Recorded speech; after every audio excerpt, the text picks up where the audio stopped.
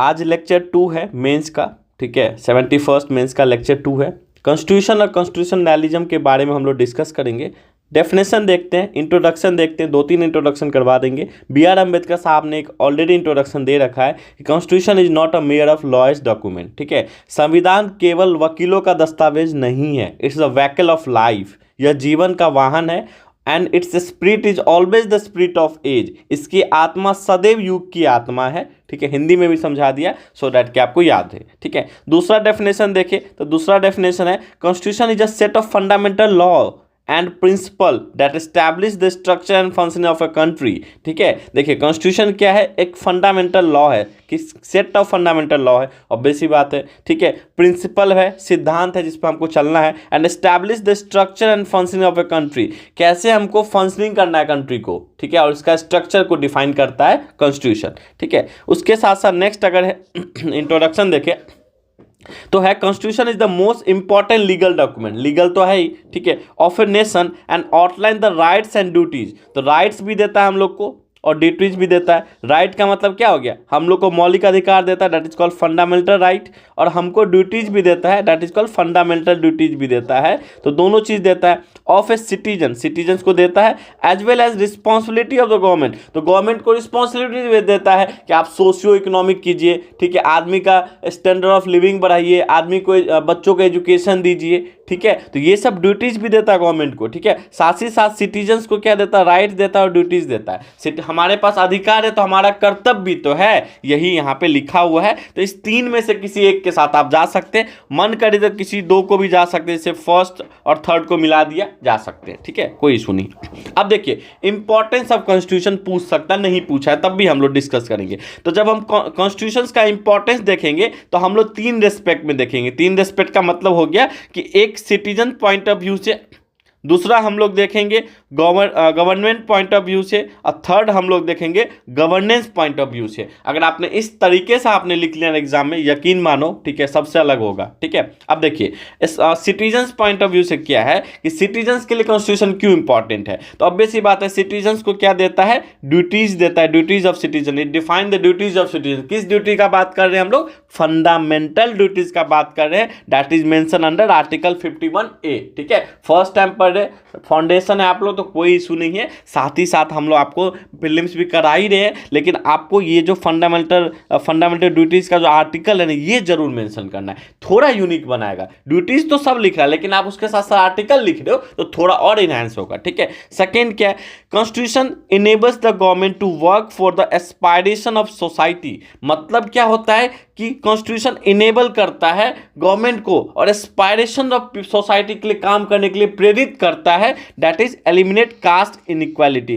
Cast inequality को हमको खत्म करने के एग्जांपल है कि कैसे गवर्नमेंट क्या होता है, सिटीजन्स क्या, constitution enable the government to work for the aspiration of society, तो सोसाइटी के लिए वर्क करने के लिए एस्पायरेशन देता है, ठीक है। It promotes equality between citizens and different section of society. Obvious सी बात है, इक्वालिटी ही प्रमोट करता है ना। कॉन्स्टिट्यूशन ऐसा तो थोड़े कि भेदभाव करता है, भेदभाव तो नहीं करता। तो भेदभाव नहीं करता है तो क्या कर रहा है, इक्वालिटी ला रहा है किसके बीच में, जो पहले जैसे पहले बहुत ज्यादा इक्वालिटी नहीं था, अपर कास्ट लोअर कास्ट था, उसको कहीं ना कहीं कॉन्स्टिट्यूशन अफर्मेटिव एक्शन वगैरह के थ्रू क्या कर दिया गया, कम कर दिया गया है। तो between citizens and different section of the society, तो ये भी आप पॉइंट लिख सकते हो। नेक्स्ट है, it guarantees right of the citizen like right to life, freedom, equality in speech. देखिए ये क्या करता है, गारंटी करता है कि हमारा जो राइट है, हमारा क्या राइट है कि हमारा एक जिंदगी है, राइट टू लाइफ है, हमारा फ्रीडम है, हमको फ्रीडम भी देता है, ठीक है, फंडामेंटल राइट के थ्रू। हमारा इक्वालिटी है और हमको स्पीच भी देता है, ठीक है, हम कुछ भी बोल सकते हैं। ऐसा नहीं बोलेंगे जो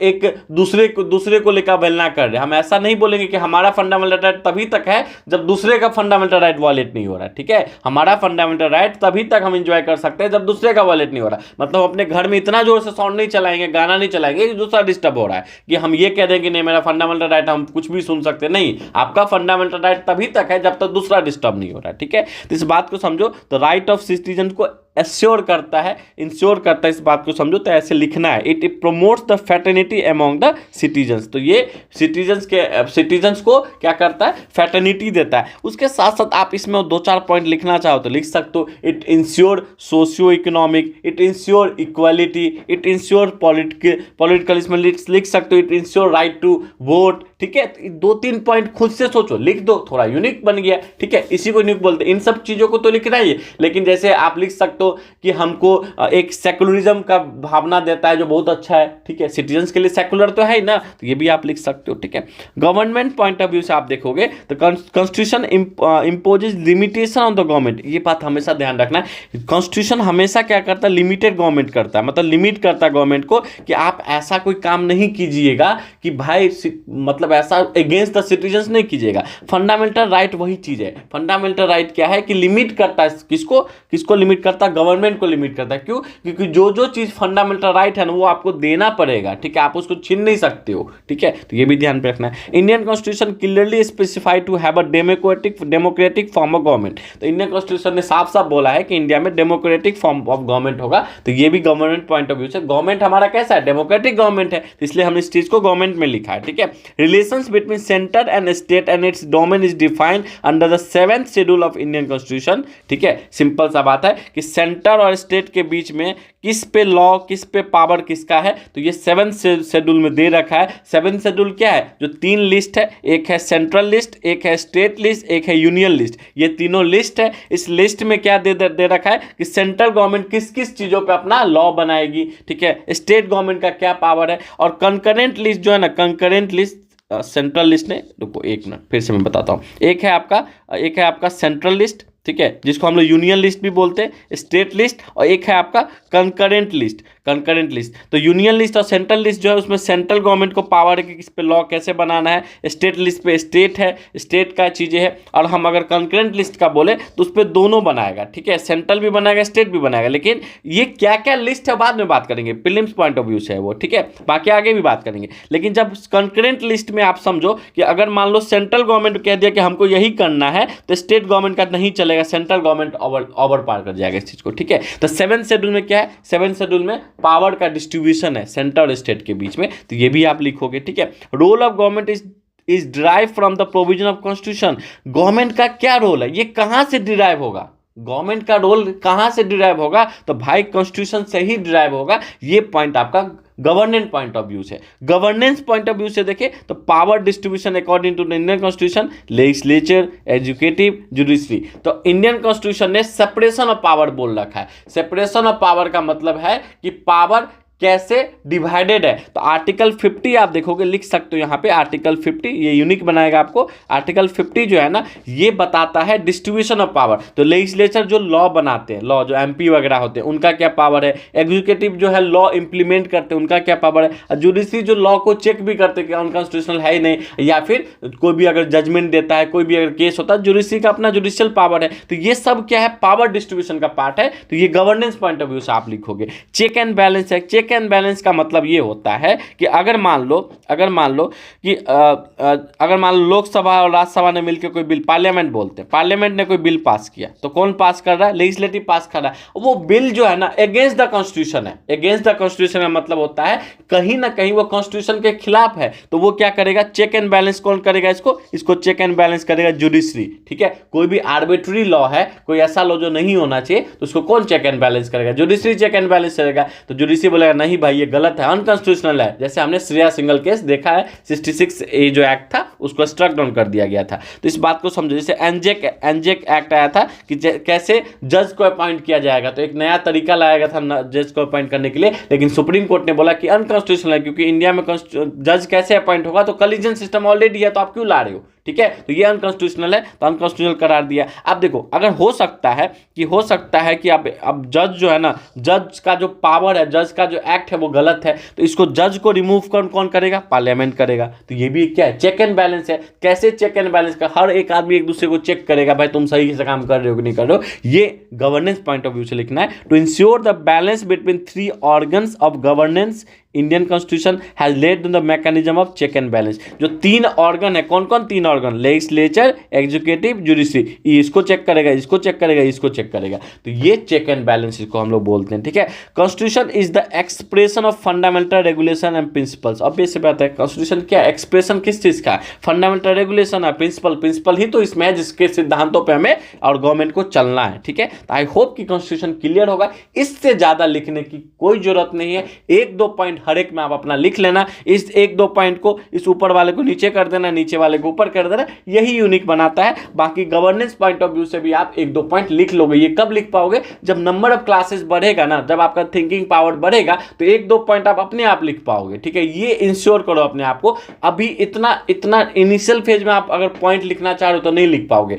तो इसलिए अपना नोट्स जब बना रहे हो तो थोड़ा खुला नोट्स बनाओ, सो दैट कि इन फ्यूचर इसमें पॉइंट आप ऐड कर सकते हो, ठीक है। जब न्यूज कराएंगे तब भी आपको गवर्नेंस पॉइंट ऑफ व्यू से दिखेगा, तब आप लिख लेना। हर आदमी को, हर बच्चों को अपना एक यूनिक पॉइंट जरूर मिलेगा एग्जाम में प्रिपरेशन के दौरान, जो आप अपने नोट्स में ऐड ऑन करोगे, ये इंश्योर रखो, ठीक है। लेकिन नोट्स बनाओ, नोट्स बना के हमको भेजो, ठीक है, सो दैट कि हम थोड़ा चेक भी करें आप नोट्स सही से बना रहे हो कि नहीं बना रहे हो, ठीक है। तो ये थोड़ा अकाउंटेबल बनो अपने आप को, ठीक है। अब देखिए नेक्स्ट है, what are the salient features of Indian constitution. ये भी आपसे पूछ सकता है। तो सैलेंट फीचर्स मतलब क्या फीचर्स है जो इंडियन कॉन्स्टिट्यूशन को थोड़ा सा यूनिक बनाता है, ठीक है। तो देखो, लेंथीएस्ट रिटन कॉन्स्टिट्यूशन है, लिखा हुआ कॉन्स्टिट्यूशन तो है लेकिन बहुत लेंथीएस्ट है, बहुत बड़ा कॉन्स्टिट्यूशन है। Our constitution consist 48 articles divided into 25 parts and 12 schedule. 12 schedule है, 25 पार्ट में है और 448 आर्टिकल्स है, तो बहुत ज़्यादा लेंथीएस्ट है। उसके साथ साथ हमारा जो कॉन्स्टिट्यूशन है वो पार्लियामेंट्री फॉर्म ऑफ गवर्नमेंट है, is based on the principle of cooperation and coordination between legislature and executive.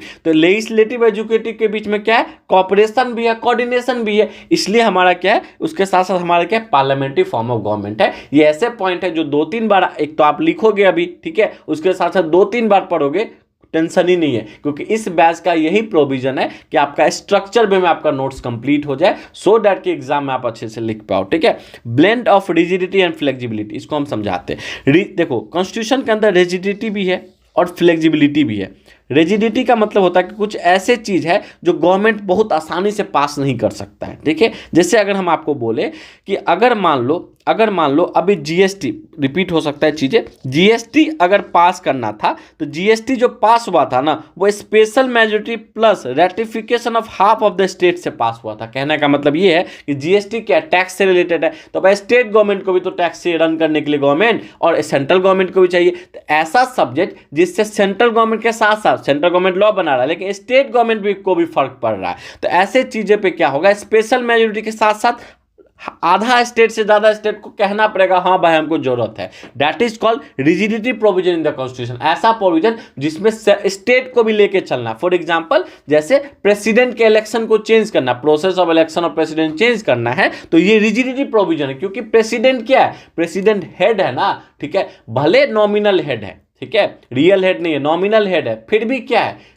India के प्रेसिडेंट है, ठीक है। और लास्ट में कोई भी बिल जो एक्ट बनता है, अगर लोकसभा पास कर दिया, राज्यसभा पास कर दिया, प्रेसिडेंट के पास जाता है। जब तक प्रेसिडेंट पास नहीं, साइन नहीं करता, तब तक वो बिल रहता है, और जैसे ही प्रेसिडेंट साइन कर देता है वो एक्ट बन जाता है। तो प्रेसिडेंट का रोल है ना, इसलिए प्रेसिडेंट के इलेक्शन में चेंजेस करने के लिए इस स्पेशल मेजोरिटी और हाफ ऑफ द रेटिफिकेशन उनको गुजरना पड़ेगा, सेंट्रल गवर्नमेंट को, मतलब पार्लियामेंट को गुजरना पड़ेगा। That is the form of rigidity. तो हमारा जो कॉन्स्टिट्यूशन है, रिजिडिटी के साथ साथ फ्लेक्सिबिलिटी है। फ्लेक्सिबिलिटी का मतलब कुछ ऐसे चीजें नॉर्मल अमेंडमेंट हो जाएगा, नॉर्मल आप पास कर दोगे, जैसे सिंपल मेजोरिटी से। ये स्पेशल मेजोरिटी, सिंपल मेजोरिटी क्या होता है, ये अमेंडमेंट प्रोसीजर में हम लोग देखेंगे। डोंट वरी अबाउट दैट, बिल्कुल डिटेल में देखेंगे, बस अभी थोड़ा सा ध्यान रखो, ठीक है। जैसे ही अगला लेक्चर जब हम इस टॉपिक को करेंगे आपको साफ सब क्लियर हो जाएगा। तो सिंपल मेजोरिटी में क्या हो जाता है, जैसे मान लो, अब रिपीट कर रहे हैं हम इस चीज को कि बिहार और झारखंड को अलग किया गया, तो बिहार और झारखंड को अलग किया गया, इसमें दूसरे स्टेट का क्या ठेका है, कुछ ठेका नहीं है। तो सिंपल सा बिहार और झारखंड को अलग कर दिया गया, सिंपल मेजोरिटी से पास कर दिया गया। तो ये क्या है, फ्लेक्सिबल प्रोविजन है। कॉन्स्टिट्यूशन के अंदर, ठीक है। इंटीग्रेटेड इंडिपेंडेंट जुडिशरी है। इंटीग्रेटेड जुडिशरी कैसे, अगर आप गए डिस्ट्रिक्ट कोर्ट में, सबऑर्डिनेट कोर्ट में गए और वहां आपको क्या हुआ ना कि आपके अगेंस्ट में हो गया या आप संतुष्ट नहीं है, तब वहां से चले जाओगे हाई कोर्ट में। हाई कोर्ट में भी आप संतुष्ट नहीं हुए तो चले गए सुप्रीम कोर्ट में। जैसे अभी बीपीएससी का केस चल रहा, अब हाई कोर्ट से संतुष्ट नहीं होगा तो सब जाएगा सुप्रीम कोर्ट में। दिस इज कॉल्ड इंटीग्रेटेड, यही तो इंटीग्रेटेड है। उसके साथ साथ जुडिशरी क्या है, इंडिपेंडेंट है। जुडिशरी किसी पे डिपेंडेंट तो नहीं है ना, ये तो नहीं है कि जुडिशरी को एमपी जाके कह रहा है ये फैसला ऐसे सुना दो, ऐसा कुछ नहीं है। इंडिपेंडेंट जुडिशरी है, किसी का हस्तक्षेप नहीं है इसके अंदर। आई होप कि आप समझ रहे हो। उसके साथ साथ अफर्मेटिव एक्शन हो गया कि जितने भी अगर लोअर कास्ट है उनको अपलिफ्ट करना है, पुअर को अपलिफ्ट करना है, ठीक है, विमेन को अपलिफ्ट करना है, तो अफर्मेटिव एक्शन गवर्नमेंट लेता है सो दैट की इक्वालिटी आ जाए, ठीक है। Affirmative action also known as positive discrimination in the features of Indian constitution. देखो डिस्क्रिमिनेट तो हो रहा है, अगर मान लो रिजर्वेशन दिया जा रहा है, किसी पार्टिकुलर कास्ट को रिजर्वेशन दिया जा रहा है, तो डिस्क्रिमिनेशन तो वो है, लेकिन वो पॉजिटिव डिस्क्रिमिनेशन है। क्यों पॉजिटिव डिस्क्रिमिनेशन है, ये डिस्क्रिमिनेशन सिर्फ मत लिखना, पॉजिटिव डिस्क्रिमिनेशन लिखना। क्यों, क्योंकि हम एक सर्टेन कास्ट को अपलिफ्ट कर रहे हैं, अपलिफ्ट करके उसको मेन फेज में ला रहे हैं, that is called positive discrimination, ठीक है। जैसे protection of marginalised group of SC ST and OBC other backward classes includes reservation in education and institution in public employment. तो हम क्या करें, रिजर्वेशन इन एजुकेशन दे रहे हैं, इंस्टीट्यूशन में एजुकेशन दे रहे हैं रिजर्वेशन,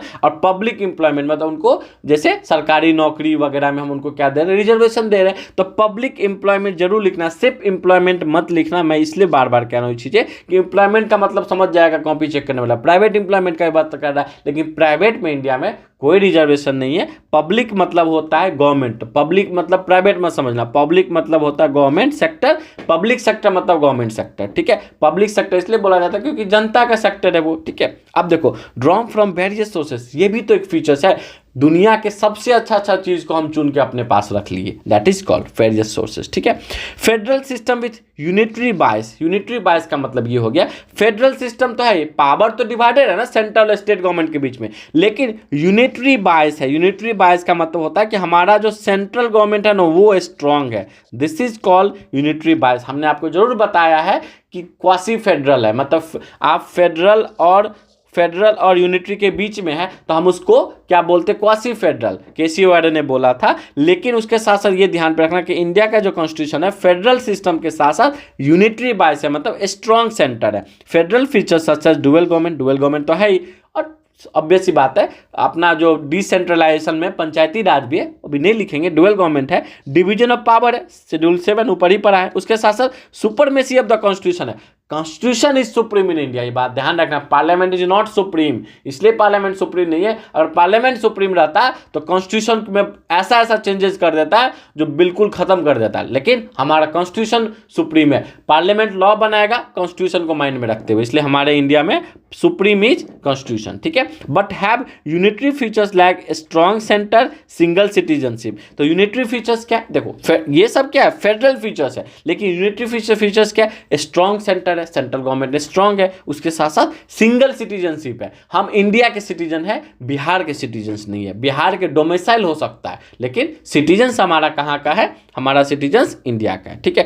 फंडामेंटल राइट देता है, फंडामेंटल राइट किसमें mention, part 3 of the constitution, कोई बात नहीं, याद हो जाएगा अगर आप फर्स्ट टाइम पढ़ रहे हो, ठीक है। Of the constitution guaranteeing FR मतलब फंडामेंटल राइट, आप एफआर नहीं लिखोगे, मैंने एफआर लिखा है, आप फंडामेंटल राइट ही लिखोगे। For promoting of idea of political democracy, तो ध्यान रखना एक चीज कि जो फंडामेंटल राइट है ना वो इंडिया में आइडिया पॉलिटिकल डेमोक्रेसी करता है, मतलब पॉलिटिकली हम लोग इक्वल है, ठीक है, डेमोक्रेटिकली हम लोग पॉलिटिकली इक्वल हैं, but with in a reasonable restriction. Reasonable restriction भी है, मतलब हम किसी को, रीजनेबल रिस्ट्रिक्शन का मतलब ये हो गया कि हम किसी ना किसी को रिजर्वेशन दे ही रहे, that is called reasonable restriction, ठीक है। तो ये हम रीजनेबल रिस्ट्रिक्शन देखेंगे आगे, बिल्कुल टेंशन नहीं लेना है, लेकिन आप जरूर याद रखना फंडामेंटल राइट के थ्रू हम लोग आइडिया ऑफ पॉलिटिकल डेमोक्रेसी को इंश्योर करते हैं, कीवर्ड आपको जरूर ध्यान पे रखना है। लेकिन जब हम डीपीएसपी का बात करते हैं, डीपीएसपी का मतलब होता है directive principle of state policy, ये पार्ट 4 में मेंशन है, ये भी आप लिख लेना। They are meant for promoting the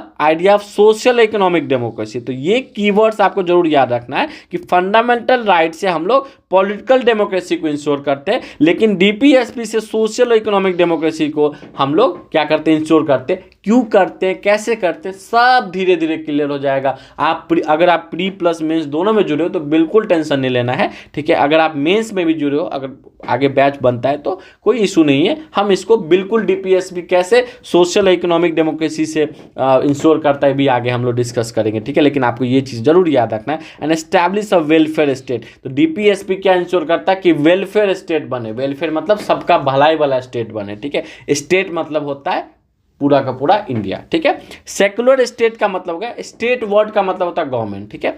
secular state का मतलब हो गया कि हम लोग धर्मनिरपेक्ष देश है, हमारा कोई गवर्नमेंट मतलब इंडिया का कोई एक रिलीजन नहीं है। इंडिया के बहुत सारे रिलीजन है और सब इक्वल है। मतलब constitution does not uphold any particular religion as the official religion of India. मतलब कॉन्स्टिट्यूशन नहीं बोलता है कि किसी पार्टिकुलर रिलीजन को कि इंडिया का रिलीजन है वो है, नहीं, किसी एक रिलीजन को नहीं बोलता है, ठीक है। इसलिए हम लोग सेक्युलर स्टेट है, ठीक है।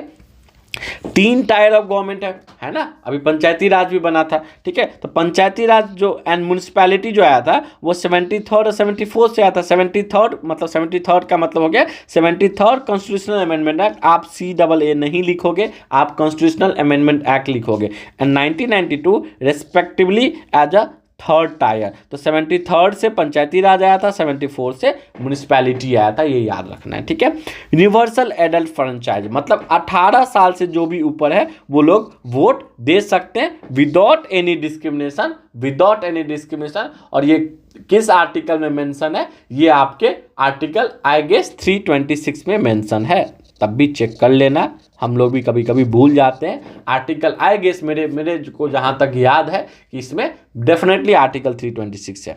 फंडामेंटल ड्यूटीज भी देता है, आपको फंडामेंटल राइट मिल रहा है। फंडामेंटल राइट के साथ साथ आप पॉलिटिकल डेमोक्रेसी को एंजॉय करो। डीपीएसपी के थ्रू आपको सोशल इकोनॉमिक डेमोक्रेसी गवर्नमेंट दे रहा है, लेकिन कुछ तो कर्तव्य करोगे। तो फंडामेंटल ड्यूटीज जो है to guide the citizens about the their duties towards the nation and citizens.